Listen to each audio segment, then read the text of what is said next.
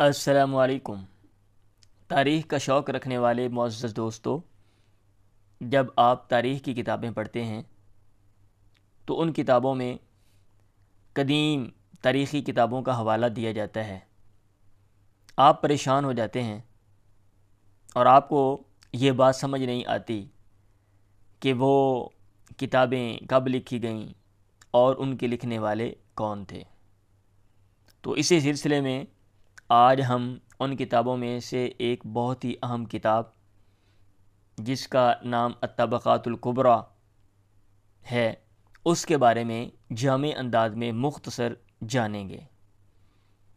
الطبقات الکبریٰ کو لکھنے والے مصنف، ان کا نام ابو عبداللہ محمد ابن سعد ابن مری البصری الہاشمی ہے۔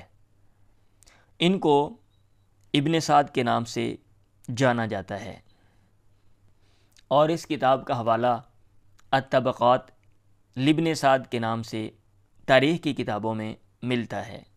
ابن سعد بہت بڑے سکالر اور مؤرخ تھے۔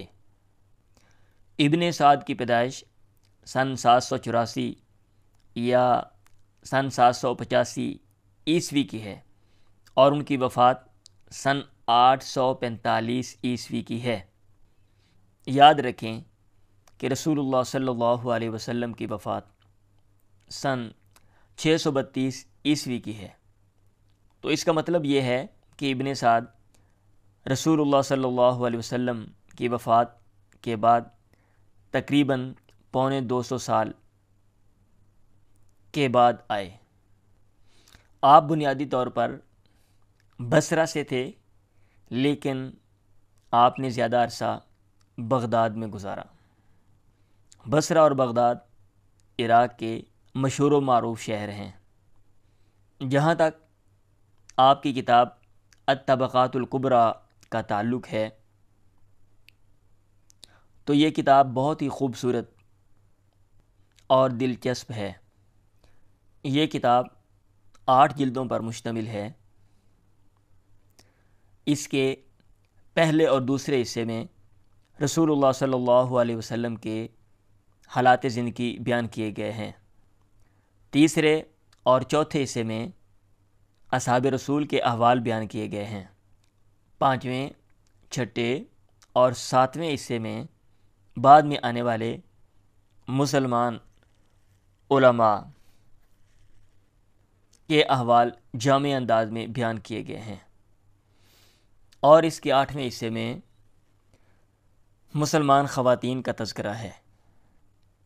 اس کا مطلب یہ ہوا کہ جب آپ طبقات لابن سعد کا لفظ پڑھیں تو آپ کو پریشان نہیں ہونا چاہیے۔